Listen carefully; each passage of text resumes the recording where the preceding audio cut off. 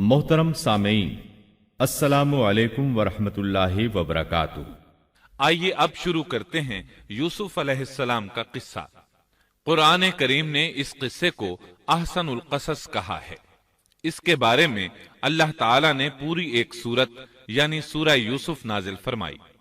इस किस्से में दो अजीम नबियों का तस्किरा है, सैयदना याकूब बिन इसहाक अलैहिस्सलाम और यूसुफ बिन याकूब अलैहिस्सलाम का। अपने भाइयों की वजह से यूसुफ अलैहिस्सलाम किन हालात का शिकार हुए, आप इसका तफसील से जिक्र सुनेंगे।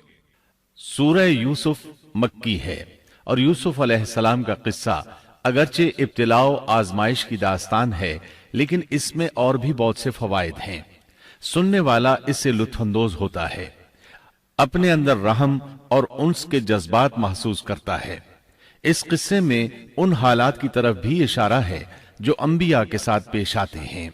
आम अंबिया के हालात वाकयात से मालूम होता है कि पहले वो आसूदा हाल थे, लेकिन जब उन्होंने दावत दी तो उनकी कौम ने उन्हें झुटलाया। फिर आजमाइश का सिलसिला शुरू हुआ, फिर उनकी कौमों पर अजाब आया। इस किस्से में मामला इसके बिल्कुल बरअक्स है। इसमें शुरू में इब्तिला आजमाइश का दौर है, फिर आसानी और फरावानी की दास्तान है। ऐसा क्यों हुआ? उलमा के इस बारे में मुख्तलिफ अक़वाल हैं। अता रहमतुल्लाह अलैह फरमाते हैं, गमज़दा परेशान हाल अगर यूसुफ अलैहिस्सलाम के किस्से को सुनता है तो उसके दिल को सुकून मिलता है, वो मुतमईन हो जाता है, इसलिए कि इसमें तंगी के बाद आसानी है, मुश्किलात के बाद अल्लाह की नेमतों का नुज़ूल इससे जाहिर है। सूरह यूसुफ सूरह हूद के बाद नाजिल हुई। सूरह हूद में अंबियाए किराम के तस्करे के बाद कौम हूद और कौम सालेह की तबाही का जिक्र आता है। फिर उन अक़वाम का तस्करा है जो तबाह व बर्बाद हुई। फिर सूरह यूसुफ आमुल हुज़्न में नाजिल हुई। ये वो साल था जिसमें नबी सल्लल्लाहु अलैहि वसल्लम के चचा अबू तालिब फौत हुए। अबू तालिब हर तरह आपका साथ देते रहे थे, यहां तक कि रसूल अकरम सल्लल्लाहु अलैहि वसल्लम फरमाते हैं, कुरैश ने मुझसे सही मानों में दुश्मनी का आगाज अबू तालिब की वफात के बाद किया। एक कौल के मुताबिक अबू तालिब की वफात के सिर्फ 3 दिन बाद आपकी प्यारी और महबूब बीवी, जन्नत की औरतों की सरदार, दुनिया जहान की अफजल तरीन औरतों में से एक सैयदा खदीजतुल कुबरा रजी अल्लाह अन्हा इस दुनिया से रुखसत हो गईं। इन्ना लिल्लाहि व इन्ना इलैहि राजिऊन। यहां तक कि इब्ने अब्बास रजी अल्लाह अन्हुमा फरमाते हैं, रसूलुल्लाह सल्लल्लाहु अलैहि वसल्लम ने 4 खत खींचे, फिर सहाबा किराम को मुखातिब करके फरमाया, जानते हो ये खत मैंने क्यों खींचे हैं? उन्होंने कहा, हम नहीं जानते। तो आप सल्लल्लाहु अलैहि वसल्लम ने फरमाया, जन्नत की अफजल तरीन औरतें 4 हैं, एक मरियम बिनते इमरान, दूसरी खदीजा बिनते खुवैलद, तीसरी फातिमा बिनते मोहम्मद और चौथी फिरौन की बीवी आसिया बिनते मुजाहिम रज़ी अल्लाह अन्हुन्ना अजमाइन। सैयदा खदीजा रजी अल्लाह अन्हा और अबू तालिब की वफात का आप सल्लल्लाहु अलैहि वसल्लम को बहुत शदीद सदमा हुआ। तब आपकी तसल्ली के लिए अल्लाह ताला ने सूरह यूसुफ नाजिल फरमाई और आपको यकीन दिलाया कि तंगी के बाद फराखी होती है। और इस सूरत में सबक आमोज वाकयात और इबरतों का तस्करा यकजा कर दिया गया है, जबकि दूसरे अंबिया के किस्से कुरान और अहादीस में मुख्तलिफ मकामात पर हैं। ये किस्सा कुरान करीम में एक जगह क्यों जिक्र किया गया, इसमें क्या हिकमत थी और बाकी किस्से मुख्तलिफ मकामात पर क्यों बिखरे हुए हैं, इस बारे में अल्लामा कुर्तुबी रहमतुल्लाह अलैह फरमाते हैं, अल्लाह ताला ने अंबिया अलैहिमुस्सलाम के किस्से तकरार के साथ जिक्र किए हैं। एक ही बात को बलागत व बयान के उसूल के तहत मुख्तलिफ पैराए में जिक्र किया है। जैसा कि इब्राहीम अलैहिस्सलाम का किस्सा है, जब अल्लाह के बरगुज़ीदा फरिश्ते उनके पास आए तो उनके आने पर इब्राहीम अलैहिस्सलाम ने जो मेहमान नवाजी की उसको मुख्तलिफ अंदाज में बयान किया गया है। एक जगह फरमाया, वो बगैर किसी ताखीर के भुना हुआ बछड़ा ले आए। दूसरी आयत में फरमाया, पस इब्राहीम फरबा बछड़े का गोश्त ले आए। इन दोनों जुमलों को जमा करने से मालूम हुआ भुना हुआ मोटा ताजा बछड़ा पेश किया गया। مختلف جگہوں پر ان کا تذکرہ اس لیے کیا گیا کہ لوگ اس سے عبرت پکڑیں۔ علامہ قرطبی رحمت اللہ علیہ فرماتے ہیں، یوسف علیہ السلام کے قصے کو ایک جگہ اور باقی انبیاء کے قصوں کو علیحدہ بیان کرنے کی ایک حکمت یہ بھی ہے کہ مخالف پر حجت قائم ہو جائے کہ وہ نہ مکرر کلام لا سکتے ہیں اور نہ ہی قصہ یوسف علیہ السلام کی طرح اکٹھا کلام لا سکتے ہیں۔ مطلب یہ کہ بلاغت کی ہر قسم میں دشمن پر حجت قائم ہو سکے۔ اللہ تعالیٰ کلام کو مکرر اور غیر مکرر لا کر قرآن کا اعجاز بیان کرنا چاہتے ہیں کہ اللہ چاہیں تو ایک قصے کو ایک ہی جگہ بیان کر دیں، چاہیں تو مختلف جگہوں پر بیان کر دیں۔ کوئی یہ نہ کہہ سکے کہ دیکھو قرآن میں یہ قصہ علیحدہ علیحدہ بیان ہوا ہے، میں اس کو ایک جگہ بیان کر سکتا ہوں، یا اس کے برعکس یہ نہ کہہ سکے کہ قرآن میں تو یہ قصہ ایک ہی جگہ بیان ہوا ہے، میں اس کو الگ الگ کر کے بیان کر سکتا ہوں۔ اب ہم اس قصے کا آغاز کرتے ہیں اور اسی طرح کرتے ہیں جس طرح اس کا آغاز اللہ رب العزت نے کیا ہے۔ شروع اللہ کے نام سے جو بڑا مہربان نہایت رحم والا ہے۔ الف لام را، یہ روشن کتاب کی آیتیں ہیں۔ یقیناً ہم نے اس کتاب کو عربی قرآن بنا کر نازل فرمایا ہے تاکہ تم سمجھ سکو۔ ہم آپ کے سامنے بہترین بیان پیش کرتے ہیں اس قرآن سے جو ہم نے آپ کی جانب وحی کے ذریعے نازل کیا ہے، اور یقیناً آپ اس سے پہلے بے خبروں میں سے تھے۔ قصہ در اصل ایک خبر کے بعد دوسری خبر اور اطلاع در اطلاع کو کہتے ہیں، اس لیے ارشاد باری تعالی ہے، ہم آپ پر بہترین قصے بیان کرتے ہیں۔ اور یقیناً آپ اس سے پہلے بے خبروں میں سے تھے۔ غفلت سے مراد یہاں اللہ کے ذکر سے غفلت نہیں، بلکہ اس کا مطلب یہ ہے کہ نزول قرآن سے پہلے آپ ان قصص سے واقف نہیں تھے۔ اللہ تعالیٰ سورہ یوسف آیت 4 اور 5 میں فرماتے ہیں، جب یوسف نے اپنے باپ سے ذکر کیا کہ ابا جی، میں نے 11 ستاروں اور سورج چاند کو خواب میں دیکھا ہے کہ وہ سب مجھے سجدہ کر رہے ہیں، یعقوب نے کہا، پیارے بچے، اپنے اس خواب کا ذکر اپنے بھائیوں سے نہ کرنا، ایسا نہ ہو کہ وہ تیرے ساتھ کوئی فریب کاری کرے، شیطان تو انسان کا کھلا دشمن ہے۔ رؤیا سے مراد وہ خواب ہے جس کو انسان نیند کی حالت میں دیکھے، اور رؤیت سے مراد وہ حقیقت ہے جس کو انسان حالت بیداری میں اپنی آنکھوں سے دیکھے۔ تو یوسف علیہ السلام نے خواب میں دیکھا کہ 11 ستارے اور سورج اور چاند انہیں سجدہ کر رہے ہیں۔ یعقوب علیہ السلام خواب کی حقیقت کو جان گئے، اگرچہ آپ خوابوں کی تعبیر نہیں بتاتے تھے، لیکن انہیں علم ہو گیا کہ اس میں یوسف علیہ السلام کی تکریم ہے، اور انہیں یہ بھی علم تھا کہ یوسف علیہ السلام کے بھائی ان سے حسد کرتے ہیں۔ اسی لیے انہوں نے یوسف علیہ السلام سے کہا کہ اپنے بھائیوں کو یہ خواب نہ سنانا۔ یوسف علیہ السلام کے 11 بھائی تھے۔ بنیامین ان کے سگے بھائی تھے، باقی 6 ایک ماں سے اور 4 2 لونڈیوں سے تھے۔ حقیقی بھائی ان سے حسد نہیں کرتا تھا، وہ عمر میں ان سے چھوٹا تھا، باقی سب ان سے حسد کرتے تھے، اور اس حسد کی وجہ یہ تھی کہ یعقوب علیہ السلام ان سے والہانہ محبت کرتے تھے۔ اسی طرح بنیامین سے بھی انہیں بہت لگاؤ تھا، مطلب یہ کہ ان دونوں سے انہیں زیادہ محبت تھی، اور محبت میں کمی بیشی کوئی بری چیز نہیں۔ البتہ نبی کریم صلی اللہ علیہ وسلم نے فرمایا، ان میں عدل سے ضرور کام لیں۔ غرض یعقوب علیہ السلام کو ان دونوں سے زیادہ محبت تھی، ان کا دل ان کی طرف زیادہ مائل تھا، یہاں تک کہ لمحہ بھر بھی انہیں نظروں سے اوجھل نہیں کرتے تھے۔ یوسف علیہ السلام کے بھائی جب کھیل کے لیے نکلتے تو یعقوب علیہ السلام فرماتے، یوسف کو یہیں چھوڑ دو، گویا ہر وقت ان کا پہرا دیتے تھے۔ اللہ تعالیٰ سورہ یوسف آیت 6 میں فرماتے ہیں، اور اسی طرح تجھے تیرا پروردگار برگزیدہ کرے گا، اور تجھے معاملہ فہمی یعنی خوابوں کی تعبیر بھی سکھائے گا، اور اپنی نعمت تجھے بھرپور عطا فرمائے گا، اور یعقوب کے گھر والوں کو بھی، جیسے کہ اس نے اس سے پہلے تیرے دادا اور پردادا یعنی ابراہیم و اسحاق کو بھی بھرپور اپنی نعمت دی۔ یقیناً تیرا رب بہت بڑے علم والا اور زبردست حکمت والا ہے۔ یعنی آپ کو منتخب کر لیا اور تمام بھائیوں سے آپ کو چن لیا، اور یعقوب علیہ السلام کے سارے بیٹوں سے آپ کا انتخاب کیا، اور اس دور کے لوگوں میں سے آپ کو نبوت دینے کا ارادہ کیا۔ مزید یہ کہ وہ لوگوں کو خوابوں کی تعبیر بھی بتاتے تھے، اور آیت میں جس نعمت کا ذکر ہے اس سے مراد نبوت کی نعمت ہے، اور یہ قصہ اللہ تعالیٰ نے نصیحت کے لیے ذکر کیا ہے۔ اللہ تعالیٰ سورہ یوسف آیت 7 اور 8 میں فرماتے ہیں، یقیناً یوسف اور اس کے بھائیوں میں دریافت کرنے والوں کے لیے بڑی بڑی نشانیاں ہیں، جبکہ انہوں نے کہا کہ یوسف اور اس کا بھائی بنسبت ہمارے باپ کو بہت زیادہ پیارا ہے، حالانکہ ہم طاقتور جماعت ہیں، کوئی شک نہیں کہ ہمارے ابا سری غلطی میں ہیں۔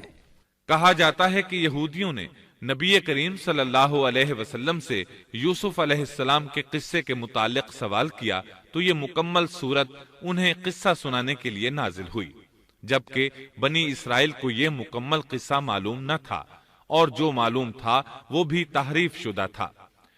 قرآن ان کی اس تحریف کو واضح کرنے کے لیے بھی نازل ہوا، اور جو بھی بنی اسرائیل کا شخص یا کوئی اور اس کے متعلق پوچھے گا اس کے لیے عبرتیں اور نصیحتیں ہیں۔ یوسف کے بھائیوں نے کہا کہ ہمارا باپ یوسف اور اس کے بھائی سے زیادہ محبت کیوں کرتا ہے، جبکہ ہم ایک جماعت ہیں۔ اپنے باپ کے اس عمل پر اعتراض کیا، اور یقیناً یہ ایک بہت برا گمان تھا۔ ضلال کا معنی گمراہی ہوتا ہے، لیکن کبھی خطا پر بھی بولا جاتا ہے، اور انہوں نے باہمی مشورہ کیا اور سوچ بچار کے بعد یوسف علیہ السلام کے قتل کی تجویز طے ہوئی۔ اللہ تعالیٰ آیت 9 میں فرماتے ہیں، یوسف کو تو مار ہی ڈالو یا اسے کسی نامعلوم جگہ پھینک دو کہ تمہارے والد کا رخ صرف تمہاری طرف ہی ہو جائے، اس کے بعد تم نیک ہو جانا۔ مطلب یہ کہ وہ آپس میں کہنے لگے یوسف کو قتل کر دو۔ اس پر بڑے بھائی یہودا نے مداخلت کی اور کہا قتل بہت سنگین جرم ہے، اس پر وہ بولے تب پھر اسے کہیں غائب کر دو تاکہ باپ کی توجہ تمہاری طرف ہو جائے اور یوسف والی رکاوٹ ختم ہو جائے۔ دیکھیے کیسی سوچ ہے، پہلے برائی کریں گے پھر توبہ کریں گے اور نیک بن جائیں گے۔ بھلا کیا ایسا آدمی جو برائی اس نیت سے کرتا ہے بعد میں توبہ کر لے گا، کیا اس کی توبہ قبول ہوگی؟ علماء فرماتے ہیں توبہ کا دروازہ کھلا ہے۔ اللہ تعالیٰ رات کے وقت صدا دیتا ہے کہ دن کو برائی کرنے والے توبہ کر لے، اور دن کو آواز دیتا ہے رات کو برائی کرنے والے توبہ کر لے۔ کوئی توبہ کا دروازہ بند نہیں کر سکتا، یہاں تک کہ انسان جتنی بار بھی گناہ کر کے توبہ کرے اللہ قبول کرتا ہے۔ اس لیے اللہ نے ان کی توبہ قبول کر لی۔ تاہم اس بات سے ڈرنا چاہیے کہ اگر گناہ کرنے کے بعد توبہ کا موقع ہی نہ ملے اور موت آ لے تو کیا ہوگا؟ یہ بات نہایت ہی خوفناک ہے کہ توبہ کا موقع ہی نہ ملے۔ اللہ تعالیٰ آیت نمبر 10 میں فرماتے ہیں، ان میں سے ایک نے کہا یوسف کو قتل تو نہ کرو بلکہ اسے کسی اندھے کنویں کی تہ میں ڈالاؤ کہ اسے کوئی آتا جاتا قافلہ اٹھا لے جائے، اگر تمہیں کرنا ہی ہے تو یوں کرو۔ یہودا نے انہیں قتل سے روکا اور کہا قواسم کے راستے میں اموقی نام کا کنواں ہے، اسے اس میں ڈال دو، کوئی گزرتا ہوا قافلہ اسے اٹھا لے جائے گا، اس سے نجات ہی پانا چاہتے ہو تو یہ کام کرو۔ سب نے اس بات سے اتفاق کیا۔ اب اپنے باپ کے پاس گئے، باپ سے انہوں نے جو کہا آیت 11 اور 12 میں آتا ہے، انہوں نے کہا ابا آخر آپ یوسف کے بارے میں ہم پر اعتبار کیوں نہیں کرتے؟ ہم تو اس کے خیر خواہ ہیں، کل آپ ضرور اسے ہمارے ساتھ بھیج دیجئے کہ خوب کھائے پیے اور کھیلے، اور اس کی حفاظت کے ہم ذمہ دار ہیں۔ یعقوب علیہ السلام نے ان کی بات کے جواب میں جو کچھ کہا آیت نمبر 13 اور 14 میں اس کا ذکر موجود ہے۔ یعقوب نے کہا اسے تمہارا لے جانا مجھے تو سخت صدمہ دے گا، اور مجھے یہ بھی کھٹکا لگا رہے گا کہ تمہاری غفلت میں اسے بھیڑیا کھا جائے۔ انہوں نے جواب دیا کہ ہم جیسی زوراور جماعت کی موجودگی میں بھی اگر اسے بھیڑیا کھا جائے تو ہم بالکل نکمے ہی ہوئے۔ وہاں بھیڑیے کثرت سے تھے، اس لیے یعقوب علیہ السلام ڈرتے تھے۔ بیٹوں کے بار بار اصرار پر یعقوب علیہ السلام یوسف علیہ السلام کو ان کے ساتھ بھیجنے پر رضامند ہو گئے۔ اللہ تعالیٰ آیت 15 میں فرماتے ہیں، پھر جب اسے لے چلے اور سب نے مل کر ٹھان لیا کہ اسے غیر آباد گہرے کنویں کی تہ میں پھینک دیں، ہم نے یوسف کی طرف وحی کی کہ یقیناً وقت آ رہا ہے کہ تو انہیں اس ماجرے کی خبر اس حال میں دے گا کہ وہ جانتے ہی نہ ہوں گے۔ بعض روایات کے مطابق انہوں نے راستے میں یوسف علیہ السلام کو مارا پیٹا، برا بھلا کہا، اور ایسا کرنا ان کے لیے معمولی بات تھی، کیونکہ وہ تو قتل کے درپے تھے۔ آخر کار کنویں کے پاس پہنچے اور مشورے کے مطابق انہیں کنویں میں ڈال دیا۔ یوسف علیہ السلام کنویں میں ایک پتھر پر گرے، یعنی پانی میں نہ گرے۔ آپ اس پتھر پر بیٹھ گئے۔ اللہ تعالیٰ کی طرف سے انہیں تسلی دی گئی کہ آپ پریشان نہ ہوں، بہت جلد آپ کنویں سے نکلیں گے اور انہیں ان کے اس گھناؤنے فعل کے بارے میں بتلائیں گے، اور انہیں اس بات کا گمان بھی نہیں ہوگا کہ ایسا وقت بھی آئے گا۔ یوسف علیہ السلام کو کنویں میں ڈالنے کے بعد انہوں نے گھر جانے کی تیاری کی۔ آیت نمبر 16 میں آتا ہے، اور عشاء کے وقت وہ سب اپنے باپ کے پاس روتے ہوئے پہنچے۔ امام عامش قاضی شرح رحمت اللہ علیہ کی مجلس میں بیٹھے تھے۔ ایک عورت آئی، اس کا ایک آدمی سے جھگڑا تھا، وہ بہت شدت سے رو رہی تھی۔ عامش بولے، آپ دیکھتے نہیں یہ کس بری طرح رو رہی ہے؟ ان کا مطلب یہ تھا کہ یہ سچی ہے۔ قاضی شرح فرمانے لگے، یوسف علیہ السلام کے بھائی رات کو روتے ہوئے اپنے باپ کے پاس آئے تھے، پس فیصلہ رونے پر نہیں انصاف پر ہونا چاہیے۔ اب یوسف علیہ السلام کے بھائیوں نے باپ کو تفصیل سنائی۔ اللہ تعالیٰ اس کا ذکر آیت 17 میں فرماتے ہیں، اور کہنے لگے کہ ابا جی، ہم تو آپس میں دوڑ میں لگ گئے اور یوسف کو ہم نے سامان کے پاس چھوڑا، پس اسے بھیڑیا کھا گیا۔ آپ تو ہماری بات نہیں مانیں گے، گو ہم بالکل سچے ہی ہوں۔ سو انہوں نے یہ بات بتائی، لیکن اس سے جھوٹ صاف ظاہر ہو رہا تھا، جیسا کہ اگلی آیت میں ہے۔ اور یوسف کے کرتے کو جھوٹ موڑ کے خون سے خون آلود بھی کر لائے تھے۔ ابن عباس رضی اللہ عنہما فرماتے ہیں کہ انہوں نے بکری ذبح کی اور یوسف علیہ السلام کی قمیص پر اس کا خون مل لیا، اور خون میں لت پت قمیص یعقوب علیہ السلام کے پاس لے آئے۔ جب یعقوب علیہ السلام نے دیکھا تو فرمانے لگے، یہ بھیڑیا بھی کتنا رحم دل تھا، میرے بیٹے کو تو کھا لیا اور قمیص کو کچھ نہیں کہا، تمہاری عقل کہاں ہے؟ اس بات کا ذکر آیت 18 میں ہے۔ باپ نے کہا، یوں نہیں، بلکہ تم نے اپنے ہی دل سے ایک بات بنا لی ہے، پس صبر ہی بہتر ہے، اور تمہاری بنائی ہوئی باتوں پر اللہ ہی سے مدد کی طلب ہے۔ ادھر دوسری طرف کیا ہوا؟ آیت 19 میں اللہ فرماتے ہیں، اور ایک قافلہ آیا اور انہوں نے اپنے ایک پانی لانے والے کو بھیجا، اس نے اپنا ڈول لٹکا دیا اور کہنے لگا، واہ واہ، خوشی کی بات ہے، یہ تو ایک لڑکا ہے۔ انہوں نے اسے مال تجارت قرار دے کر چھپا دیا، اور اللہ اس سے باخبر تھا جو وہ کر رہے تھے۔ تفصیل اس کی یہ ہے کہ ایک قافلہ اس کنویں کے پاس سے گزرا جس میں یوسف علیہ السلام موجود تھے۔ انہوں نے پانی کی تلاش میں ایک خادم کو بھیجا، وہ کنویں تک پہنچا، اس نے کنویں میں ڈول لٹکایا، یوسف علیہ السلام اس ڈول میں بیٹھ گئے۔ خادم نے ڈول نکالا تو اس میں ایک خوبصورت بچے کو دیکھا، مارے خوشی کے وہ پکار اٹھا، یہاں ایک لڑکا ہے۔ اس زمانے میں غلاموں اور لونڈیوں کی تجارت ہوتی تھی، انہیں خوف محسوس ہوا کہ کہیں یہ لڑکا ان سے چھن نہ جائے۔ اس خوف کے پیش نظر انہوں نے یوسف علیہ السلام کو چھپا لیا۔ انہوں نے یہ بھی سوچا کہ شاید یہ بھاگا ہوا غلام ہے، اگر اس کا مالک آ گیا تو وہ اسے لے جائے گا۔ یہ قافلہ مدائن سے مصر جا رہا تھا۔ جب یہ مصر پہنچے تو انہوں نے یوسف علیہ السلام کو معمولی قیمت میں فروخت کر دیا۔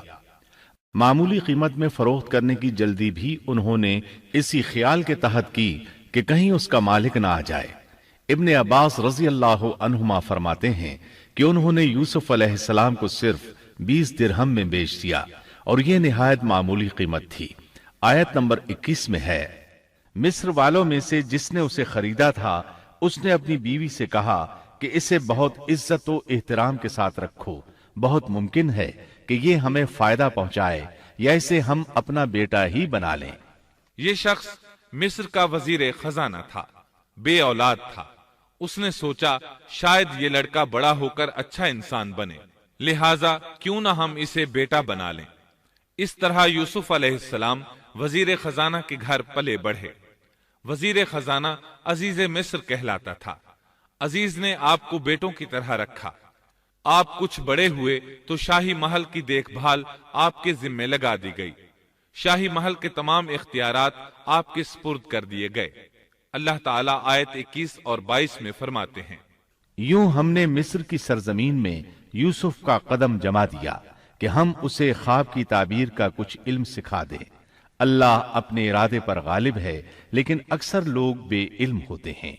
اور جب یوسف پختگی کی عمر کو پہنچ گئے تو ہم نے اسے قوت فیصلہ اور علم دیا۔ ہم نیک کاروں کو اسی طرح بدلہ دیتے ہیں۔ یوسف علیہ السلام بہت پاکیزہ اور توحید والے ماحول میں پروان چڑھے۔ گھر کا سارا انتظام انہی کے ہاتھ میں تھا۔ آپ بہت بصیرت اور سوجھ بوجھ سے گھر کا نظام چلا رہے تھے۔ ابھی عزیز مصر کی بیوی نے آپ کو گمراہ کرنے کی کوشش نہیں کی تھی کہ حلم، علم اور بصیرت کی صفات آپ میں موجود تھیں۔ مفسرین لکھتے ہیں جب یوسف علیہ السلام کی عمر 17-18 سال کی ہوئی تو جوانی کے ساتھ ان کے حسن میں مزید اضافہ ہوا۔ حسن یوسف واقعی بے مثال تھا۔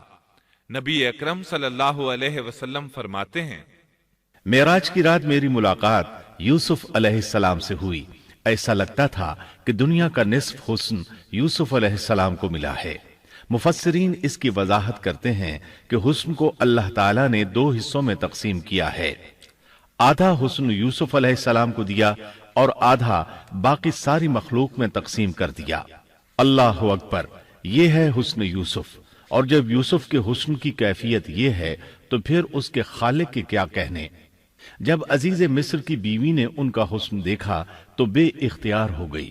اس کے اندر ہیجان پیدا ہوا۔ اس نے یوسف علیہ السلام سے بدکاری کا ارادہ کر لیا۔ ان کے ساتھ لطف و عنایت کا سلسلہ شروع کر دیا اور پھسلانے کے جتنے طریقے ہو سکتے تھے وہ اختیار کیے۔ ناز و نخرے کے ساتھ اس سے پیش آنے لگی۔ اللہ آیت 23 میں فرماتے ہیں، اس عورت نے جس کے گھر میں یوسف تھے یوسف کو بہلانا پھسلانا شروع کیا کہ وہ اپنے نفس کی نگرانی چھوڑ دے اور دروازے بند کر کے کہنے لگی، لو آ جاؤ۔ یوسف نے کہا، اللہ کی پناہ، وہ میرا رب ہے، مجھے اس نے بہت اچھی طرح رکھا ہے، بے انصافی کرنے والوں کا بھلا نہیں ہوتا ہے۔ مطلب یہ کہ آخر نوبت یہاں تک پہنچ گئی کہ ایک دن اس نے سارے دروازے بند کر لیے اور کہنے لگی، آئیے یوسف، میں نے یہ زیب و زینت آپ کے لیے کی ہے۔ یوسف علیہ السلام فرمانے لگے، اللہ کی پناہ، یہ ناممکن ہے، میں ایسا نہیں کر سکتا۔ کیا میں اپنے مالک کی گھر والی سے بدکاری کروں جس نے مجھے اپنے بیٹوں کی طرح ناز و نعمت میں رکھا؟ یہ بہت بڑا ظلم ہے اور ظالم لوگ فلاح نہیں پا سکتے۔ آپ نے فوراً انکار کر دیا، اس لیے کہ آپ صاحب علم تھے، صاحب حلم تھے، بادشاہ کے مقام اور مرتبے کو جاننے کے ساتھ برائی کے نقصانات سے بھی باخبر تھے، خود صاحب فضل تھے اور اہل فضل کے مقام و مرتبے سے بھی واقف تھے۔ قرآن کریم کی آیات آپ کی طہارت اور پاکیزگی بیان کر رہی ہیں۔ آیت 24 میں ہے، اس عورت نے یوسف کا قصد کیا اور یوسف اس کا قصد کرتے اگر وہ اپنے پروردگار کی دلیل نہ دیکھتے۔ یوسف علیہ السلام نے اس کا ارادہ نہیں کیا، یہاں تک کہ اللہ تعالیٰ کی مہربانی سے ان کے دل میں اس گناہ کا خیال تک نہیں آیا۔ اللہ تعالیٰ نے آخر آپ کو علم بھی دیا تھا اور حلم بھی۔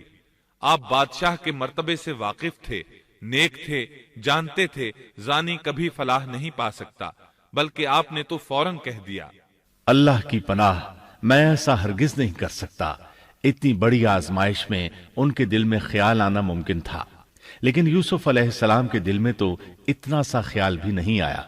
اس کی وجہ یہ تھی کہ آپ نے اپنے رب کی دلیل دیکھی تھی۔ وہ دلیل کیا تھی، اس بارے میں مفسرین کے مختلف اقوال ہیں۔ بعض کہتے ہیں آپ نے جبرائیل علیہ السلام کو دیکھا، بعض کہتے ہیں آپ نے یعقوب علیہ السلام کو دیکھا، وہ انہیں انگلی کے اشارے سے منع کر رہے تھے۔ بعض نے لکھا ہے کہ آپ نے دروازے پر یہ لکھا دیکھا تھا، بے شک زنا بڑی بے حیائی اور بہت ہی بری راہ ہے۔ بہرحال یہ مفسرین اور مورخین کے اقوال ہیں، اس بارے میں کوئی صحیح حدیث نہیں ملتی۔ اتنا ہے کہ آپ نے کوئی ایسی چیز دیکھی ضرور تھی جس کی بنا پر آپ کو خیال تک نہ آیا، اور برہان اللہ ہی کی طرف سے تھی، اس نے انہیں سوچنے بھی نہ دیا۔ اللہ آیت نمبر 24 میں فرماتے ہیں، اس طرح ہم نے انہیں اس برائی اور بے حیائی سے بچا لیا کیونکہ وہ ہمارے مخلص بندوں میں سے تھے۔ اللہ نے آپ کو صرف زنا سے نہیں برائی سے بھی بچا لیا۔ یہ اس بات کی دلیل ہے کہ آپ نے ارادہ تک نہیں کیا۔ پھر اسی آیت میں اللہ نے آپ کو اپنا برگزیدہ بندہ فرمایا اور یہ ممکن ہی نہیں کہ کوئی انسان اللہ کے برگزیدہ بندوں میں سے بھی ہو اور پھر کفر بھی کرے، ہرگز ممکن نہیں۔ انبیاء ایسی باتوں سے پاک رہتے ہیں۔ عزیز مصر کی بیوی نے اصرار کیا، آپ کو مجبور کیا اور لگی چمٹنے تو یوسف علیہ السلام وہاں سے بھاگے۔ عزیز کی بیوی آپ کے پیچھے بھاگی۔ اللہ تعالیٰ نے آیت 25 میں اس واقعے کو یوں بیان فرمایا ہے، اور دونوں دروازے کی طرف دوڑے، اور اس عورت نے یوسف کا کرتا پیچھے کی طرف سے کھینچ کر پھاڑ ڈالا، اور دروازے کے پاس ہی عورت کا شوہر دونوں کو مل گیا، تو کہنے لگی، جو شخص تیری بیوی کے ساتھ برا ارادہ کرے بس اس کی سزا یہی ہے کہ اسے قید کر دیا جائے یا اور کوئی دردناک سزا دی جائے۔ سیدنا یوسف علیہ السلام خود کو بچانے کے لیے دروازے کی طرف دوڑ پڑے تھے، یہ پیچھے دوڑی، دروازہ بند تھا۔ ابھی آپ دروازہ کھولنے کی کوشش کر رہے تھے کہ اس نے پیچھے سے آپ کی قمیص پکڑ لی، جھٹکا جو لگا تو قمیص پیچھے سے پھٹ گئی۔ اسی دوران دروازہ کھل گیا اور عزیز مصر اندر داخل ہوا۔ اس نے یہ منظر اپنی آنکھوں سے دیکھا کہ اس کی بیوی زیب و زینت کے ساتھ بند سنور کر یوسف علیہ السلام کے بالکل پیچھے کھڑی ہے۔ اسی وقت اس نے خود کو الزام سے بچانے کے لیے کہہ دیا، جو تیری بیوی کے ساتھ برائی کا ارادہ رکھتا ہے اس کا کیا بدلہ ہے؟ پھر خود ہی کہنے لگی، اسے قید خانے میں بند کر دینا چاہیے۔ ایسا اس نے اس لیے کہا کہیں وہ یوسف علیہ السلام کو قتل نہ کر دے۔ ادھر یوسف علیہ السلام نے بھی فوراً اپنا دفاع کیا اور کہا، میں مجرم نہیں، بلکہ یہ ساری کارستانی اس کی اپنی ہے۔ آیت 26 اور 27 میں ہے۔ یوسف نے کہا، یہ عورت ہی مجھے پھسلا رہی تھی، اور عورت کے قبیلے ہی کے ایک شخص نے گواہی دی کہ اگر اس کا کرتا آگے سے پھٹا ہوا ہو تو عورت سچی ہے اور یوسف جھوٹ بولنے والوں میں سے ہے، اور اگر اس کا کرتا پیچھے کی جانب سے پھٹا ہوا ہو تو عورت جھوٹی ہے اور یوسف سچوں میں سے ہے۔ یہ گواہ کون تھا؟ اس بارے میں دو قسم کی روایات ہیں۔ پہلی روایت یہ ہے کہ وہ دودھ پیتا بچہ تھا، اس نے کہا کہ اس عورت نے بہکایا ہے اور یہ اللہ کا معجزہ تھا۔ دوسری روایت یہ ہے کہ عزیز مصر کے ساتھ اس کا چچا زاد تھا، اس نے کہا، قمیص دیکھو کہاں سے پھٹی ہے، پیچھے سے پھٹی ہے تو یوسف سچے، اور آگے سے پھٹی ہے تو پھر وہ سچی ہے، یوسف جھوٹے ہیں۔ آیت نمبر 28 میں آتا ہے، سو جب خاوند نے دیکھا کہ یوسف کا کرتا پیٹھ کی جانب سے پھٹا ہوا ہے تو صاف کہہ دیا کہ یہ تو عورتوں کی چال بازی ہے، بے شک تمہاری چال بازی بہت بڑی ہے۔ سید قطب کہتے ہیں، عزیز مصر ان لوگوں میں سے تھا جن کے نزدیک شرف کی کوئی قیمت نہیں تھی۔ اگر اس میں غیرت ہوتی تو اس کا خون کھولتا، وہ عورت پر برہم ہوتا، لیکن اس نے غصے کے بغیر کہا۔ آیت 29 میں ہے، یوسف اب اس بات کو جانے دو، اور اے عورت تو اپنے گناہ سے توبہ کر، بے شک تو گناہ گاروں میں سے ہے۔ اس کے علاوہ اس نے کوئی اور بات نہ کی، یہاں تک کہ یوسف علیہ السلام کو گھر ہی میں رہنے دیا، جدا بھی نہ کیا۔ لیکن پھر یہ خبر شہر میں آگ کی طرح پھیل گئی، عورتیں طرح طرح کی باتیں کرنے لگیں، لوگ عزیز مصر کی بیوی کو تانے دینے لگے۔ آیت 30 میں ہے، اور شہر کی عورتوں میں چرچا ہونے لگا کہ عزیز مصر کی بیوی اپنے جوان غلام کو اپنا مطلب نکالنے کے لیے بہلانے پھسلانے میں لگی رہتی ہے، اس کے دل میں یوسف کی محبت بیٹھ گئی ہے، ہمارے خیال میں تو وہ سری گمراہی میں ہے۔ یہ چرچا ہونے لگا کہ عزیز مصر کی بیوی ایک غلام کے ساتھ برائی پر تل گئی، اگر کسی آزاد کے ساتھ ایسا کرتی تو معاملہ اور تھا، غلام سے محبت کر بیٹھی، یہ تو اس نے بے وقوفی کی انتہا کر دی، اس طرح اسے خوب برا بھلا کہا گیا۔ یہ خبر عزیز مصر کی بیوی تک بھی پہنچ گئی۔ آیت 31 میں ہے، اس نے جب ان عورتوں کی پرفریب مکارانہ باتیں سنی تو انہیں بلوا بھیجا اور ان کے لیے ایک مجلس مرتب کی، اور ان میں سے ہر ایک کو چھری دی اور کہا، اے یوسف ان کے سامنے چلے آؤ۔ ان عورتوں نے جب اسے دیکھا تو بہت بڑا جانا اور اپنے ہاتھ کاٹ لیے، اور زبان سے نکل گیا کہ اللہ کی پناہ، یہ انسان تو ہرگز نہیں، یہ تو یقیناً کوئی بہت ہی بزرگ فرشتہ ہے۔ وضاحت اس کی یہ ہے کہ اس عورت نے اپنے گھر میں ایک دعوت کا انتظام کیا، تمام عورتوں کو اس دعوت میں بلایا۔ دعوت کا انتظام اس طرح کیا کہ سب کے لیے ایک تکیہ لگایا، پھل سامنے رکھے اور ہر ایک کو ایک ایک چھری تھما دی۔ ساتھ ہی یوسف علیہ السلام سے کہا کہ مجلس میں آ جائیں۔ جب یوسف علیہ السلام آئے تو وہ انہیں دیکھ کر مبہوت رہ گئیں۔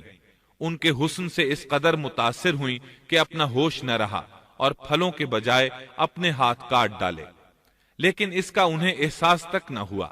سبحان اللہ، کیا حسن تھا جس کی وجہ سے انہوں نے اپنے ہاتھ کاٹ لیے اور خبر تک نہ ہوئی۔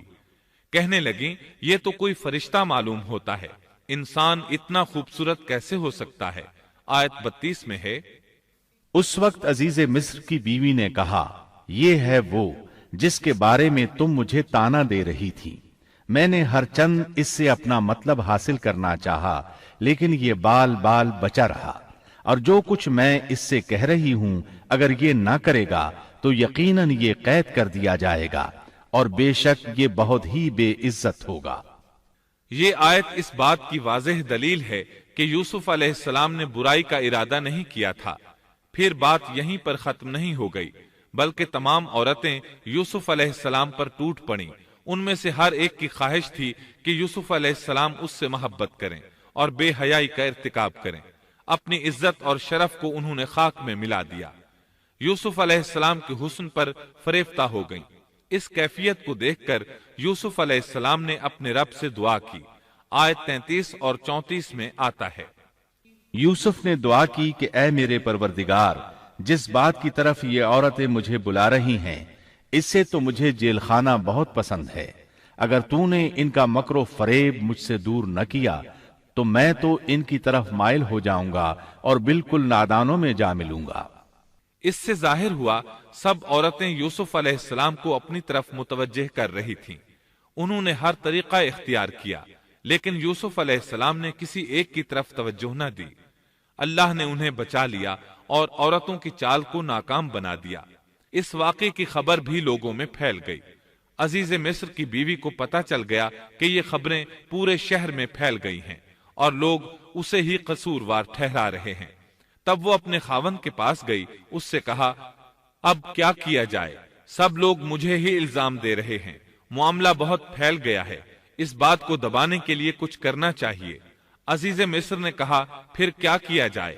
آخر آپس میں مشورہ ہوا، دونوں اس پر متفق ہو گئے۔ ابن عباس رضی اللہ عنہما فرماتے ہیں، انہوں نے یوسف علیہ السلام کو ایک گدھے پر سوار کیا اور ایک ڈھول والا ساتھ کر دیا اور یہ منادی کرائی کہ اس عبرانی غلام نے اپنی مالکہ کے ساتھ برائی کی کوشش کی ہے، لہٰذا اسے اس جرم کی پاداش میں جیل میں ڈالا جاتا ہے۔ گویا انہوں نے اپنے پر سے الزام ختم کرنے کا یہ منصوبہ سوچا۔ اس بارے میں اللہ آیت 35 میں فرماتے ہیں، پھر ان تمام نشانوں کے دیکھ لینے کے بعد بھی انہیں یہی مصلحت معلوم ہوئی کہ یوسف کو کچھ مدت کے لیے قید خانے میں رکھیں۔ انہوں نے یہ اس لیے کہا تاکہ یوسف علیہ السلام پر تہمت لگائی جا سکے۔ اس طرح یوسف علیہ السلام قید خانے میں آ گئے۔ ان کے ساتھ 2 نوجوان اور قید خانے میں بھیجے گئے تھے۔ کچھ دن ساتھ رہنے کے بعد وہ جان گئے کہ یوسف علیہ السلام نیک سیرت انسان ہیں، عبادت گزار نوجوان ہیں۔ ایک رات دونوں نوجوانوں نے خواب دیکھے۔ صبح ہوئی تو دونوں یوسف علیہ السلام کے پاس گئے اور اپنا اپنا خواب سنایا۔ قرآن کریم آیت 36 میں اس کو یوں بیان کرتا ہے، اس کے ساتھ ہی 2 اور جوان بھی جیل خانے میں داخل ہوئے۔ ان میں سے ایک نے کہا کہ میں نے خواب میں اپنے آپ کو شراب نچوڑتے دیکھا ہے، اور دوسرے نے کہا میں نے اپنے آپ کو دیکھا ہے کہ میں اپنے سر پر روٹی اٹھائے ہوئے ہوں جسے پرندے کھا رہے ہیں۔ ہمیں آپ اس کی تعبیر بتائیے، ہمیں تو آپ خوبیوں والے شخص دکھائی دیتے ہیں۔ قید خانے کے قیدی بھی جان چکے تھے کہ یوسف علیہ السلام نیک ہیں۔ آپ نے سوچا یہ دین کی دعوت دینے کا بہترین موقع ہے۔ انہوں نے جو کچھ ان سے کہا وہ آیت نمبر 37 اور 38 میں اس طرح آیا ہے، یوسف نے کہا تمہیں جو کھانا دیا جاتا ہے اس کے تمہارے پاس پہنچنے سے پہلے ہی میں تمہیں اس کی تعبیر بتلا دوں گا۔ یہ سب اس علم کی بدولت ہے جو مجھے میرے رب نے سکھایا ہے۔ میں نے ان لوگوں کا مذہب چھوڑ دیا ہے جو اللہ پر ایمان نہیں رکھتے اور آخرت کے بھی منکر ہیں۔ میں اپنے باپ دادوں کے دین کا پابند ہوں، یعنی ابراہیم، اسحاق اور یعقوب کے دین کا۔ ہمیں ہرگز یہ سزاوار نہیں کہ ہم اللہ کے ساتھ کسی کو بھی شریک کریں۔ ہم پر اور تمام اور لوگوں پر اللہ کا یہ خاص فضل ہے، لیکن اکثر لوگ ناشکری کرتے ہیں۔ آپ نے سب سے پہلے اپنا تعارف کرایا، ابراہیم اور یعقوب علیہ السلام کے بارے میں بتایا، اور اس زمانے کے لوگ ابراہیم علیہ السلام کو مانتے تھے۔ ابراہیم علیہ السلام معروف تھے، جانے پہچانے تھے۔ نبی کریم صلی اللہ علیہ وسلم سے پوچھا گیا کہ کریم یعنی عزت دار کون ہے؟ آپ نے فرمایا عزت دار کے بیٹے، عزت دار کے پوتے اور عزت دار کے پڑ پوتے، یعنی یوسف بن یعقوب بن اسحاق بن ابراہیم علیہ السلام۔ مطلب یہ کہ 4 پشتوں تک نبوت کی فضیلت یوسف علیہ السلام کے سوا کسی کے حصے میں نہیں آئی۔ یہ عزت اور بزرگی کی انتہا ہے۔ آپ نے اپنے دین کا تعارف کرانے کے بعد ان سے جو کچھ کہا وہ آیت 39 اور 40 میں آتا ہے۔ اے میرے قید کے ساتھیوں، کیا بھلا کئی جدا جدا پروردگار بہتر ہیں یا ایک اللہ زبردست طاقتور؟ اس کے سوا تم جن کی پوجا باٹ کر رہے ہو وہ سب نام ہی نام ہیں جو تم نے اور تمہارے باپ دادوں نے خود ہی گھڑ لیے ہیں۔ اللہ نے ان کی کوئی دلیل نازل نہیں فرمائی۔ فرما روائی صرف اللہ ہی کی ہے۔ اس کا فرمان ہے کہ تم سب سوائے اس کے کسی اور کی عبادت نہ کرو۔ یہی دین درست ہے، لیکن اکثر لوگ نہیں جانتے۔ پھر یوسف علیہ السلام نے انہیں خواب کی تعبیر بتائی۔ اس کا ذکر سورہ یوسف آیت 41 میں ہے۔ اے میرے قید خانے کے رفیقو، تم دونوں میں سے ایک تو اپنے بادشاہ کو شراب پلانے پر مقرر ہو جائے گا، لیکن دوسرا سولی دیا جائے گا اور پرندے اس کا سر نوچ نوچ کھائیں گے۔ تم دونوں جس کے بارے میں تحقیق کر رہے تھے اس کام کا فیصلہ کر دیا گیا۔ تعبیر سن کر وہ قیدی کہنے لگے، ہم نے اس طرح خواب نہیں دیکھا۔ جس کے قتل کی تعبیر بتائی گئی تھی وہ تو خاص طور پر کہنے لگا، میں نے یہ خواب نہیں دیکھا۔ اس پر یوسف علیہ السلام نے فرمایا، یہ اللہ کا فیصلہ ہے، تبدیل نہیں ہو سکتا۔ پھر آپ نے دوسرے قیدی سے فرمایا، اور جس کی نسبت یوسف کا گمان تھا کہ ان دونوں میں سے یہ چھوٹ جائے گا، اس سے کہا کہ اپنے بادشاہ سے میرا ذکر بھی کر دینا۔ پھر اسے شیطان نے اپنے بادشاہ سے ذکر کرنا بھلا دیا اور یوسف نے کئی سال قید خانے ہی میں کاٹے۔ پھر اسی طرح ہوا، ایک کو پھانسی پر چڑھا دیا گیا، دوسرا بادشاہ کو شراب پلانے پر مقرر ہوا، لیکن وہ یوسف علیہ السلام کا ذکر کرنا بھول گیا۔ اللہ تعالیٰ آیت 42 میں فرماتے ہیں، شیطان نے اسے بھلا دیا۔ اس آیت کی تفسیر بعض مفسرین نے یہ کی ہے کہ شیطان نے یوسف علیہ السلام کو اپنے رب یعنی اللہ تعالیٰ کی یاد سے غافل کر دیا، اور انہوں نے ایک بندے سے چاہا کہ وہ اپنے رب یعنی شاہ مصر سے ان کا تذکرہ کر کے ان کی رہائی کی کوشش کرے۔ اس لیے اللہ تعالیٰ نے ان کو یہ سزا دی کہ وہ کئی سال تک جیل میں پڑے رہے۔ یہ تفسیر بالکل غلط ہے۔ درست یہ ہے کہ فَأَنْسَاهُ کی ضمیر اس شخص کی طرف لوٹتی ہے جس کے متعلق یوسف علیہ السلام کا گمان تھا کہ وہ رہائی پانے والا ہے، اور اس آیت کے معنی یہ ہیں کہ شیطان نے اس شخص کو اپنے آقا سے یوسف علیہ السلام کا ذکر کرنا بھلا دیا، جیسا کہ علامہ ابن کثیر اور دیگر مفسرین نے اسی طرح کہا ہے۔ انس رضی اللہ عنہ سے مروی یہ روایت کہ اللہ تعالیٰ نے یوسف علیہ السلام کی طرف وحی کی کہ اے یوسف، تجھے تیرے بھائیوں سے کس نے نجات دی؟ فرمایا، اے اللہ، آپ نے۔ اللہ نے پھر پوچھا، یوسف، تجھے کنویں سے کس نے نکالا؟ انہوں نے جواب دیا، اللہ، آپ نے۔ اللہ تعالیٰ نے پھر پوچھا، یوسف، تجھے عورتوں سے کس نے بچایا؟ کہا، اللہ، آپ نے۔ اب اللہ نے فرمایا، پھر اب اللہ کے سوا کسی اور سے نجات کیوں طلب کرتے ہو؟ یہ روایت عقل اور نقل دونوں کے خلاف ہے، کیونکہ تکالیف و مصائب سے خلاصی کے لیے دنیاوی اسباب اختیار کرنا جائز ہے، جیسا کہ سورۃ المائدہ میں اللہ تعالیٰ فرماتے ہیں کہ نیکی اور تقوی کے کاموں میں ایک دوسرے کا تعاون کرو، اور یوسف علیہ السلام کا رہائی پانے والے شخص سے اپنی رہائی کے متعلق بادشاہ سے بات کرنے کو کہنا اس آیت کے عین مطابق ہے، اور ایسا کرنا توکل علی اللہ کے خلاف نہیں۔ لہذا مذکورہ بیان کردہ روایت جس طرح سند کے اعتبار سے کمزور ہے، اسی طرح مفہوم کے اعتبار سے بھی قرآن کے خلاف ہے۔ یوسف علیہ السلام قید خانے میں پڑے ہیں، کسی کو ان کی خبر تک نہیں۔ یہ ان کی ایک اور آزمائش تھی، کسی کو خبر ہو تو نکالے۔ آخر کچھ مدت بعد بادشاہ نے خواب دیکھا۔ بادشاہ نے کہا، میں نے خواب میں دیکھا ہے کہ 7 موٹی تازی فربا گائیں ہیں جن کو 7 دبلی پتلی لاغر گائیں کھا رہی ہیں، اور 7 بالیاں ہیں ہری ہری اور دوسری 7 بالکل خشک۔ اس خواب نے بادشاہ کو پریشان کر دیا۔ اس نے کہا، اے درباریو، میرے اس خواب کی تعبیر بتلاؤ اگر تم خواب کی تعبیر دے سکتے ہو۔ انہوں نے جواب دیا، یہ تو اڑتے اڑاتے پریشان خواب ہیں، اور ایسے شوریدہ پریشان خوابوں کی تعبیر جاننے والے ہم نہیں۔ جب وہ خواب کی تعبیر نہ بتا سکے تب اس ساقی کو یوسف علیہ السلام یاد آئے۔ وہ چونک اٹھا۔ ان 2 قیدیوں میں سے جو رہا ہوا تھا اسے مدت کے بعد یاد آ گیا اور کہنے لگا، میں تمہیں اس کی تعبیر بتلا دوں گا، مجھے جانے کی اجازت دیجیے۔ قید خانہ شہر سے باہر تھا، انہوں نے اسے ادھر روانہ کر دیا۔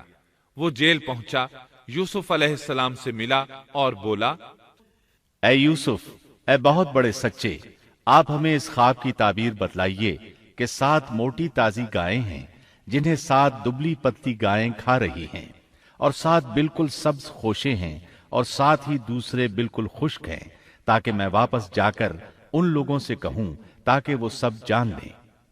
تب یوسف علیہ السلام نے خواب کی تعبیر بتائی۔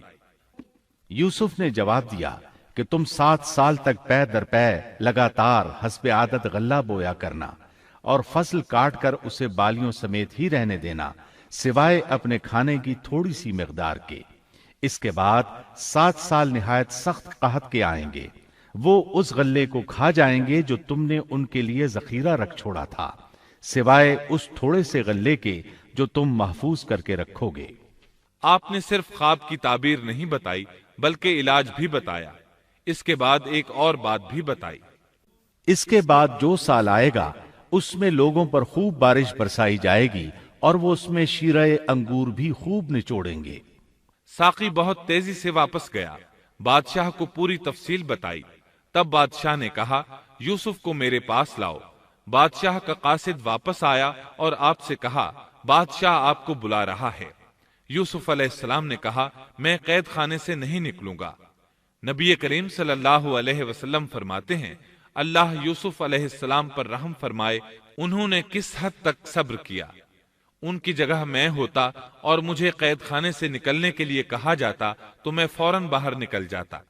7 سال تک قید میں رہنے کے بعد اگر کوئی قیدی سے باہر نکلنے کے لیے کہے اور وہ باہر نکلنے سے انکار کر دے تو یہ بات عجیب ہی لگ سکتی تھی، لیکن یوسف علیہ السلام ہر طرح سے بری ہو کر نکلنا چاہتے تھے۔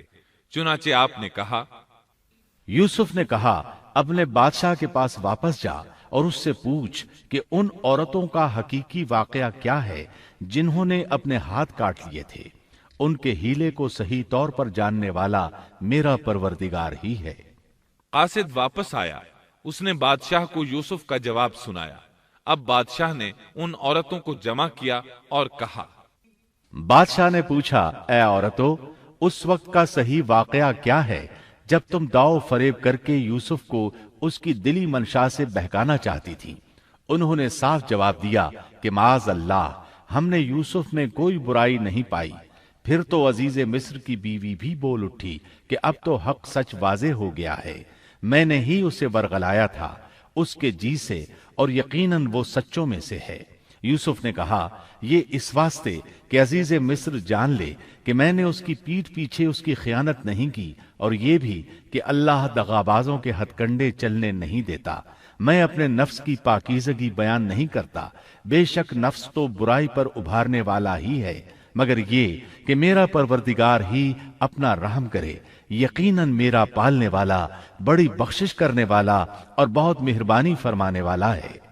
بعض مفسرین کے نزدیک یہ یوسف علیہ السلام کا قول ہے، اور یہ انہوں نے اس وقت کہا جب جیل میں ان کو یہ ساری تفصیل بتلائی گئی، یا بعض کے بقول بادشاہ کے پاس جا کر انہوں نے یہ کہا۔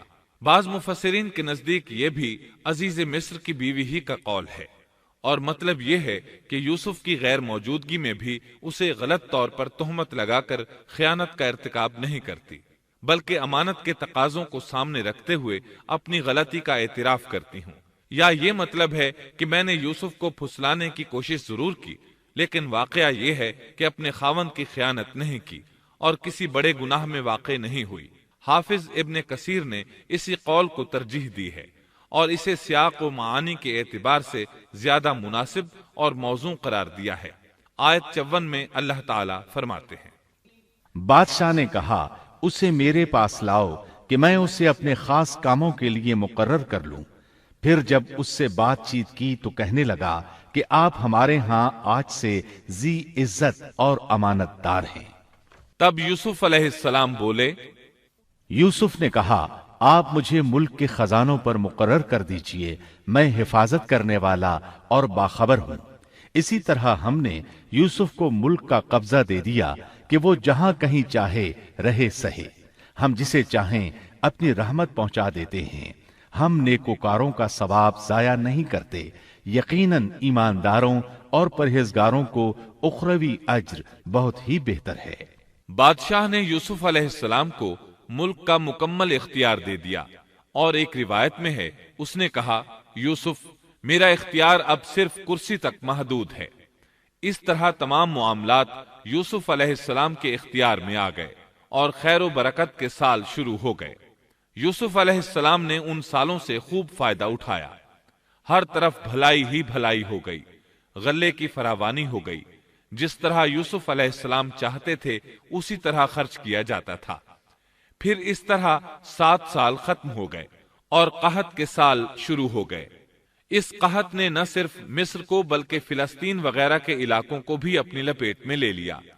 اب چونکہ مصر بہت زیادہ خوشحال تھا، یوسف علیہ السلام نے 7 سال تک غلے کو بچا بچا کر رکھا تھا، اس لیے لوگ مصر آنا شروع ہو گئے۔ فلسطین میں بھی غلہ ختم ہو گیا۔ یعقوب علیہ السلام اور ان کے بیٹوں تک بھی قحط کے اثرات پہنچ گئے، بلکہ ان کے علاقے میں قحط شدید ہو گیا۔ تلاش کے باوجود غلہ نہیں ملتا تھا، ملتا بھی تھا تو بہت مہنگا۔ فلسطین میں خبر پہنچی کہ مصر کا بادشاہ پرانی قیمت پر غلہ دے رہا ہے۔ یہ خبر اس لیے پہنچی کہ یوسف علیہ السلام پرانی قیمت پر غلہ فروخت کر رہے تھے، چنانچہ فلسطین سے غلہ خریدنے کے لیے قافلے مصر آنے لگے۔ یوسف علیہ السلام پرانی قیمت پر غلہ ضرور دیتے، لیکن ایک آدمی کو صرف اتنا دیتے جتنا ایک اونٹ اٹھا سکتا، اس سے زیادہ نہ دیتے، تاکہ تاجر لوگ مال سٹاک کر کے مہنگا نہ بیچیں۔ اس لیے جو غلہ خریدتا تھا اس کے لیے ضروری تھا کہ اپنے گھر والوں کو ساتھ لائے۔ یوسف علیہ السلام ہر ایک سے پوچھتے، تمہارے گھر کے کتنے افراد ہیں، انہیں ساتھ لے کر آؤ، اور اس طرح یوسف علیہ السلام کے بھائیوں نے بھی مصر جانے کا ارادہ کر لیا۔ قرآن مجید میں اس کا تذکرہ یوں آیا ہے، یوسف کے بھائی آئے اور یوسف کے پاس گئے تو اس نے انہیں پہچان لیا اور انہوں نے اسے نہ پہچانا۔ یوسف علیہ السلام نے گندم دینے سے پہلے پوچھا، تم کون ہو، کہاں سے آئے ہو، تم جاسوس لگتے ہو۔ وہ قسمیں کھانے لگے۔ آپ نے پوچھا، تمہارا باپ کون ہے، تم کتنے بھائی ہو، کیا تمہارا کوئی اور بھائی بھی ہے، تمہارا کوئی بھائی فوت تو نہیں ہو گیا؟ اس طرح آپ نے ان سے مکمل تفصیل پوچھی، انہوں نے اپنے بارے میں بتا دیا۔ اور جب اس نے ان کے لیے سامان تیار کر دیا تو کہا کہ تم میرے پاس اپنے اس بھائی کو بھی لانا جو تمہارے باپ کی طرف سے ہے۔ کیا تم نے نہیں دیکھا کہ میں پورا ناپ کر دیتا ہوں اور میں ہوں بھی بہترین مہمانی کرنے والوں میں؟ آپ نے ان سے یہ بھی کہا، پس اگر تم اسے میرے پاس لے کر نہ آئے تو میری طرف سے تمہیں کوئی ناپ بھی نہ ملے گا، بلکہ تم میرے قریب بھی نہ پھٹکنا۔ انہوں نے کہا، اچھا، ہم اس کے والد سے تذکرہ کریں گے اور پوری کوشش کریں گے۔ پھر یوسف علیہ السلام نے اپنے غلاموں سے کہا اور اپنے خدمتگاروں سے کہا کہ ان کی پونجی انہی کی بوریوں میں رکھ دو کہ جب لوٹ کر اپنے اہل و عیال میں جائیں اور پونجیوں کو پہچان لیں تو بہت ممکن ہے کہ یہ پھر لوٹ آئیں۔ دراصل یوسف علیہ السلام چاہتے تھے کسی طرح وہ دوبارہ آئیں۔ انہیں یہ خدشہ محسوس ہوا کہ ممکن ہے دوبارہ آنے کے لیے ان کے پاس رقم نہ ہو اور یہ غلہ خریدنے نہ آئیں، اس لیے ان کی قیمت ان کے سامان میں رکھ دی تاکہ وہ دوبارہ آئیں۔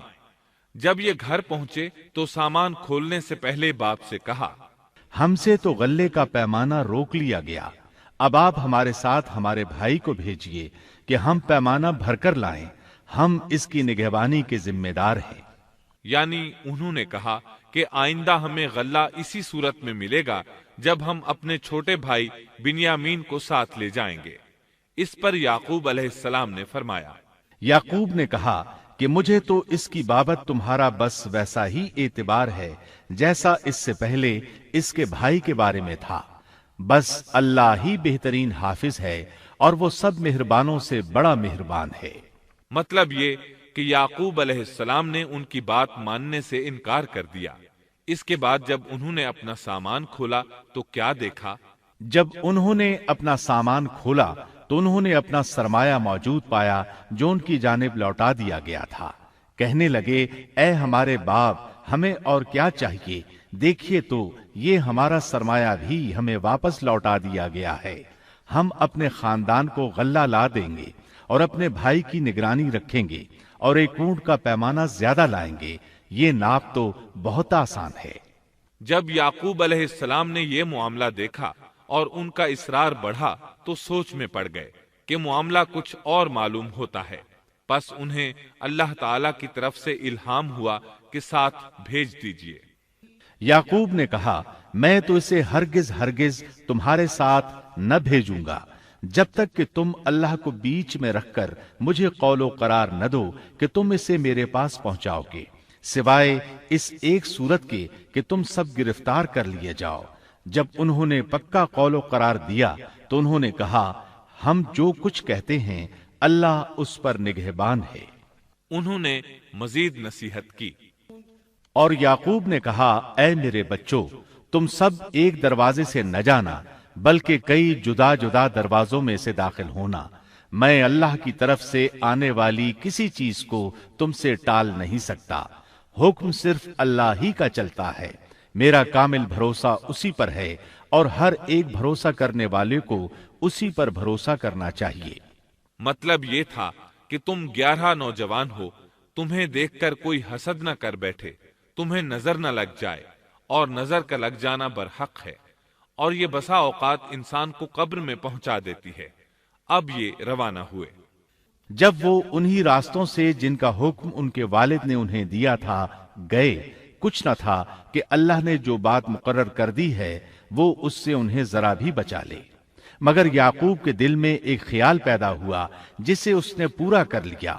بلا شبہ وہ ہمارے سکھلائے ہوئے علم کا عالم تھا، لیکن اکثر لوگ نہیں جانتے۔ مطلب یہ کہ انسان کی کوشش کے باوجود تقدیر اپنا کام دکھا جاتی ہے۔ عطا رحمت اللہ علیہ فرماتے ہیں کہ یعقوب علیہ السلام کے بارے میں یہ جو فرمایا کہ اس کے پاس ہمارا دیا ہوا علم تھا، اس کا مطلب یہ ہے کہ یعقوب علیہ السلام جو بھی بات کرتے تھے اس میں اللہ کا ذکر ہوتا اور غور و فکر کے بعد بات کرتے، پہلے اللہ کا نام لیتے، اور یہی ان کا علم تھا۔ یوسف علیہ السلام کے بھائی گئے اور دربار میں حاضر ہوئے۔ آپ نے معمول کے مطابق ان کی رہائش کا انتظام کیا، ہر دو کو ایک کمرہ دیا، اس طرح بنیامین اکیلے بچ گئے۔ یوسف علیہ السلام نے فرمایا، چلو اسے ادھر میرے پاس چھوڑ جاؤ۔ جب وہ چلے گئے تو یوسف علیہ السلام نے انہیں گلے سے لگا لیا۔ یہ سب جب یوسف کے پاس پہنچ گئے تو اس نے اپنے بھائی کو اپنے پاس جگہ دی اور کہا کہ میں تیرا بھائی یوسف ہوں، بس یہ جو کچھ کرتے رہے اس کا کچھ رنج نہ کر۔ مطلب یہ کہ وہ بنیامین کو بھی ستاتے رہے۔ اس کے بعد یوسف علیہ السلام نے کیا کیا، اس کا ذکر سورہ یوسف آیت 70 تا 77 میں سنیے۔ پھر جب انہیں ان کا سامان اسباب ٹھیک ٹھاک کر کے دیا تو اپنے بھائی کے سامان میں پانی پینے کا پیالہ رکھ دیا۔ پھر ایک آواز دینے والے نے پکار کر کہا کہ اے قافلے والو، تم لوگ تو چور ہو۔ انہوں نے ان کی طرف منہ پھیر کر کہا کہ تمہاری کیا چیز کھوئی گئی ہے؟ جواب دیا کہ شاہی پیالہ گم ہے، جو اسے لے آئے اسے ایک اونٹ کے بوجھ کا غلہ ملے گا، اس وعدے کا میں ضامن ہوں۔ انہوں نے کہا، اللہ کی قسم، تم کو خوب علم ہے کہ ہم ملک میں فساد پھیلانے کے لیے نہیں آئے اور نہ ہم چور ہیں۔ انہوں نے کہا، اچھا چور کی کیا سزا ہے اگر تم جھوٹے ہو؟ جواب دیا کہ اس کی سزا یہی ہے کہ جس کے اسباب میں سے پایا جائے وہی اس کا بدلہ ہے۔ ہم تو ایسے ظالموں کو یہی سزا دیا کرتے ہیں۔ بس یوسف نے ان کے سامان کی تلاشی شروع کی، اپنے بھائی کے سامان کی تلاشی سے پہلے، پھر اس پیمانے کو اپنے بھائی کے سامان سے نکالا۔ ہم نے یوسف کے لیے اسی طرح یہ تدبیر کی۔ اس بادشاہ کے قانون کی روح سے یہ اپنے بھائی کو نہیں روک سکتا تھا مگر یہ کہ اللہ کو منظور ہو۔ ہم جس کے چاہیں درجے بلند کر دیں۔ ہر ذی علم پر فوقیت رکھنے والا دوسرا ذی علم موجود ہے۔ انہوں نے کہا کہ اگر اس نے چوری کی تو کوئی تعجب کی بات نہیں، اس کا بھائی بھی پہلے چوری کر چکا ہے۔ یوسف نے اس بات کو اپنے دل میں رکھ لیا اور ان کے سامنے بالکل ظاہر نہ کیا۔ کہا کہ تم بڑے بدقماش ہو اور جو تم بیان کرتے ہو اسے اللہ ہی خوب جانتا ہے۔ اب وہ بادشاہ یعنی یوسف علیہ السلام کی منت سماجت کرنے لگے۔ انہوں نے کہا کہ اے عزیز مصر، اس کے والد بڑی عمر کے بالکل بوڑھے شخص ہیں، آپ اس کے بدلے ہم میں سے کسی کو لے لیجئے، ہم دیکھتے ہیں کہ آپ بڑے نیک نفس ہیں۔ یوسف نے کہا کہ ہم نے جس کے پاس اپنی چیز پائی ہے اس کے سوا دوسرے کی گرفتاری کرنے سے اللہ کی پناہ چاہتے ہیں، ایسا کرنے سے تو ہم یقیناً ناانصافی کرنے والے ہو جائیں گے۔ جب وہ اس سے مایوس ہو گئے تو تنہائی میں بیٹھ کر مشورہ کرنے لگے۔ ان میں جو سب سے بڑا تھا اس نے کہا، تمہیں معلوم نہیں کہ تمہارے والد نے تم سے اللہ کی قسم لے کر پختہ قول قرار لیا ہے، اور اس سے پہلے یوسف کے بارے میں تم کوتاہی کر چکے ہو۔ پس میں تو اس سرزمین سے نہ ٹلوں گا جب تک کہ والد صاحب خود مجھے اجازت نہ دیں، یا اللہ میرے اس معاملے کا فیصلہ کر دے، وہی بہترین فیصلہ کرنے والا ہے۔ تم سب والد صاحب کی خدمت میں واپس جاؤ اور کہو کہ ابا جی، آپ کے صاحبزادے نے چوری کی اور ہم نے وہی گواہی دی تھی جو ہم جانتے تھے، ہم کچھ غیب کی حفاظت کرنے والے نہ تھے۔ آپ اس شہر کے لوگوں سے دریافت فرما لیں جہاں ہم تھے، اور اس قافلے سے بھی پوچھ لیں جس کے ساتھ ہم آئے ہیں، اور یقیناً ہم بالکل سچے ہیں۔ یعقوب نے کہا، یہ تو نہیں بلکہ تم نے اپنی طرف سے بات بنا لی، پس اب صبر ہی بہتر ہے، قریب ہے کہ اللہ ان سب کو میرے پاس ہی پہنچا دے، وہی علم و حکمت والا ہے۔ پھر یعقوب علیہ السلام رونے لگے اور کہنے لگے، پھر ان سے منہ پھیر لیا اور کہا، ہائے یوسف۔ ان کی آنکھیں بوجہ رنج و غم کے سفید ہو چکی تھیں اور وہ غم کو دبائے ہوئے تھے۔ بیٹوں نے کہا، واللہ آپ ہمیشہ یوسف کی یاد ہی میں لگے رہیں گے، یہاں تک کہ گھل جائیں یا ختم ہی ہو جائیں۔ اس پر یعقوب علیہ السلام نے کہا، انہوں نے کہا کہ میں تو اپنی پریشانیوں اور رنج کی فریاد اللہ ہی سے کر رہا ہوں، مجھے اللہ کی طرف سے وہ باتیں معلوم ہیں جو تم نہیں جانتے۔ میرے پیارے بچوں، تم جاؤ اور یوسف کی اور اس کے بھائی کی پوری طرح تلاش کرو، اور اللہ کی رحمت سے نا امید نہ ہو، یقیناً رب کی رحمت سے نا امید وہی ہوتے ہیں جو کافر ہوتے ہیں۔ اب ان کے پاس غلہ خریدنے کے لیے سامان تجارت بہت کم تھا۔ وہ تھوڑا سا سامان لے کر پھر یوسف علیہ السلام کے پاس گئے۔ پھر جب یہ لوگ یوسف کے پاس پہنچے تو کہنے لگے کہ اے عزیز، ہم کو اور ہمارے خاندان کو دکھ پہنچا ہے، ہم حقیر پونجی لائے ہیں، پس آپ ہمیں پورے غلے کا ناپ دیجئے اور ہم پر خیرات کیجئے، اللہ خیرات کرنے والوں کو بدلہ دیتا ہے۔ اب برادران یوسف ان کے سامنے رسوائی کے درجے تک پہنچ گئے، چنانچہ یوسف علیہ السلام نے انہیں زیادہ پریشان کرنا مناسب نہ سمجھا اور اپنا مکمل تعارف کروا دیا۔ یوسف نے کہا، جانتے بھی ہو کہ تم نے یوسف اور اس کے بھائی کے ساتھ اپنی نادانی کی حالت میں کیا کیا؟ انہوں نے کہا، واقعی تو ہی یوسف ہے۔ جواب دیا کہ ہاں، میں یوسف ہوں اور یہ میرا بھائی ہے۔ اللہ نے ہم پر فضل و کرم کیا۔ بات یہ ہے کہ جو بھی پرہیزگاری اور صبر کرے تو اللہ کسی نیکوکار کا اجر ضائع نہیں کرتا۔ انہوں نے کہا، اللہ کی قسم، اللہ نے تجھے ہم پر برتری دی ہے، اور یہ بھی بالکل سچ ہے کہ ہم خطا کار تھے۔ جواب دیا، آج تم پر کوئی ملامت نہیں ہے، اللہ تمہیں بخشے۔ وہ سب مہربانوں سے بڑا مہربان ہے۔ میرا یہ کرتا تم لے جاؤ اور اسے میرے والد کے منہ پر ڈال دو کہ وہ دیکھنے لگیں، اور اپنے خاندان کو میرے پاس لے آؤ۔ وہ قمیص لے کر یعقوب علیہ السلام کی طرف چل دیے۔ جو ہی مصر سے چلے، یعقوب علیہ السلام نے خوشبو محسوس کر لی۔ جب یہ قافلہ جدا ہوا تو ان کے والد نے کہا کہ مجھے تو یوسف کی خوشبو آ رہی ہے۔ وہ کہنے لگے کہ واللہ آپ اپنے اسی پرانے خط میں مبتلا ہیں۔ جب خوشخبری دینے والے نے پہنچ کر ان کے منہ پر وہ کرتا ڈالا، اسی وقت وہ پھر سے بینا ہو گئے۔ کہا، کیا میں تم سے نہ کہا کرتا تھا کہ میں اللہ کی طرف سے وہ باتیں جانتا ہوں جو تم نہیں جانتے؟ انہوں نے کہا، ابا جی، آپ ہمارے لیے گناہوں کی بخشش طلب کیجئے، بے شک ہم قصوروار ہیں۔ کہا، اچھا، میں جلد ہی تمہارے لیے اپنے پروردگار سے بخشش مانگوں گا، وہ بہت بڑا بخشنے والا اور نہایت مہربانی کرنے والا ہے۔